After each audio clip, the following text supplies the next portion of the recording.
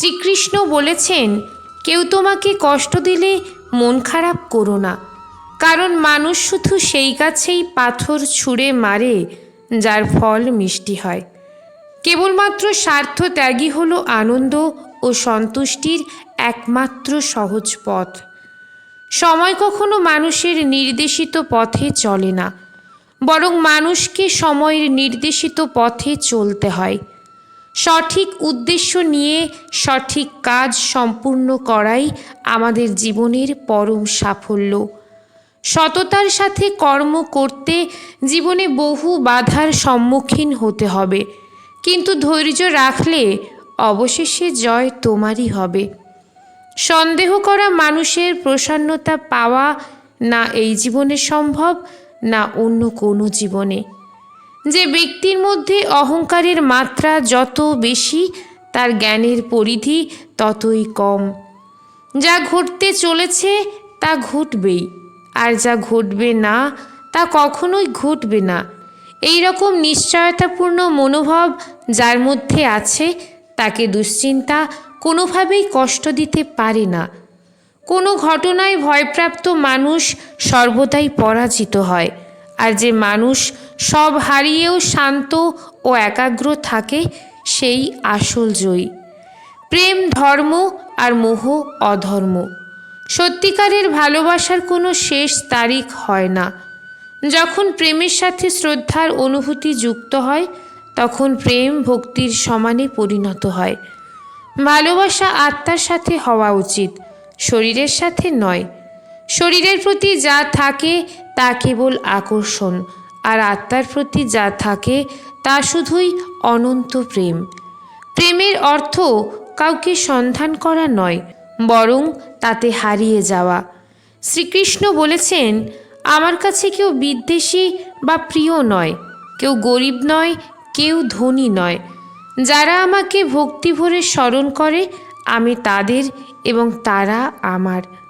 যুদ্ধ হোক বা জীবন, সাফল্য তিনটি অস্ত্রেই অর্জিত হয়: ধর্ম, ধৈর্য ও সাহস। স্বার্থপরতা থেকে সম্পর্ক গড়ে তোলার জন্য আপনি যতই চেষ্টা করুন না কেন, তা কখনোই স্থায়ী হয় না। আর ভালোবাসায় গড়া সম্পর্কগুলো যতই ভাঙার চেষ্টা করুন না কেন, তা কখনোই ভাঙা যায় না। সত্যের উপর ভিত্তি করে যাই হোক না কেন, তা করতে বা বলতে এবং বিশ্বাস করতে কখনো ভয় পাওয়া উচিত নয়। তোমার কর্ম ও উদ্দেশ্য যদি সঠিক হয়, তাহলে পৃথিবীর সমস্ত মানুষ তোমার বিপক্ষে থাকলেও জানবে ঈশ্বর তোমার পক্ষেই আছেন। বিবেক ও জ্ঞান বুদ্ধি হল মানুষের পরম সম্পদ, যা সঠিক সময়ে জীবনে সঠিক দিশা বেছে নিতে সাহায্য করে।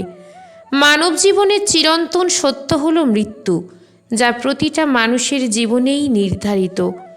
যে মেঘ গর্জায়, সেই মেঘ খুব কমই বর্ষায়। ঠিক তেমনি প্রকৃত সাহসীরা অকারণে তাদের বাক্য ব্যয় করে না। সত্যই পরম ধর্ম। যখন সত্যের সাথে অসত্যের লড়াই হয়, তখন সত্য সর্বদা একা দাঁড়ায়, আর অসত্যের বাহিনী হয় বিশাল, কারণ তার পিছনে মূর্খ, লোভী, স্বার্থপর ও বিশ্বাসঘাতকেরা থাকে। দুর্বলরাই কেবল ভাগ্যকে দোষারোপ করে, আর সাহসীরা ভাগ্যকে অর্জন করে। জীবনে আসা অন্ধকারময় সময়ই হল জীবনে আসার আলোর পথপ্রদর্শক। গীতায় বর্ণিত শ্রীকৃষ্ণের শাশ্বত বাণী, সুখের একটিমাত্র চাবিকাঠি হল নিজের কামনার উপর নিয়ন্ত্রণ বজায় রাখা। অতিরিক্ত ক্রোধ মানুষের বুদ্ধিকে গ্রাস করে, লোভ মনুষ্যত্বকে গ্রাস করে, চিন্তা আয়ুকে গ্রাস করে। প্রজ্বলিত অগ্নি যেমন জ্বালানি কাঠকে ছাইয়ে পরিণত করে, ঠিক তেমনভাবে আমাদের জ্ঞানের আলো আমাদের মনের মধ্যে থাকা সমস্ত আত্ম অহংকারকে ছাইয়ে পরিণত করে। যে ব্যক্তির মন তার শত্রু এবং বন্ধুদের মধ্যে সম্পূর্ণ ভেদাভেদহীন, কেবলমাত্র তিনি পরম শান্তির অধিকারী। নিঃস্বার্থ সেবার মাধ্যমে আপনি সর্বদা ফলপ্রসূ হবেন এবং আপনার সমস্ত আকাঙ্ক্ষা পূর্ণতা পাবে। নিজের মনকে সর্বদা কর্মের উপর স্থির করো, কর্মফলের উপর নয়। মানুষের কামনা ও বাসনাই হলো প্রভুর দুঃখের প্রধান কারণ। জন্মের সাথে মানুষের মৃত্যু নির্ধারিত, তাই নিজের কর্ম করো, যা অনিবার্য, তার জন্য দুঃখ করো না। খালি হাতে এসেছো, খালি হাতে চলে যাবে। আজ যা তোমার আছে, কাল তা অন্য কারো হবে। আজ যা কিছু নিয়ে অহংকার করছো, কাল সেটাই তোমার দুঃখের কারণ হবে। জীবনের সমস্যা আসা মানেই থেমে যাওয়া নয়। সমস্যার আসল অর্থ নতুন কিছু শিখে সমাধানের পথ খুঁজে বের করা। ভগবান শ্রীকৃষ্ণের বাণী নিয়ে উক্তি, নরকের 3টি দরজা রয়েছে: কাম, ক্রোধ এবং লোভ।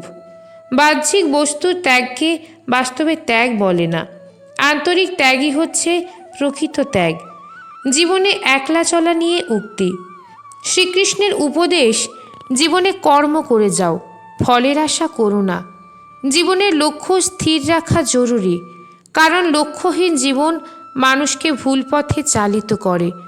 কর্ম করার আগে আমাদের কর্মের প্রতি সঠিক মনোভাব গড়ে তুলতে হবে, তবেই সেই কর্মকে আনন্দের সাথে সম্পূর্ণ করা সম্ভব। যতক্ষণ না পর্যন্ত আমরা আমাদের কষ্ট থেকে শিক্ষা গ্রহণ না করছি, ততক্ষণ পর্যন্ত আমাদের কষ্টের পথ কখনোই শেষ হবে না। আত্মা অমর, তাই মৃত্যু নিয়ে চিন্তা করো না। জীবনে যত কঠিন পরিস্থিতির মধ্যে দিয়ে যাবে, ততই তোমার ব্যক্তিত্ব প্রখর হবে। কর্মের মাধ্যমেই ধর্ম সাধিত হয়। কর্ম ছাড়া ধর্মের কোনো সংজ্ঞা নেই। সময় হলো সর্বশক্তিমান, তাই কখনো সময় নষ্ট করো না।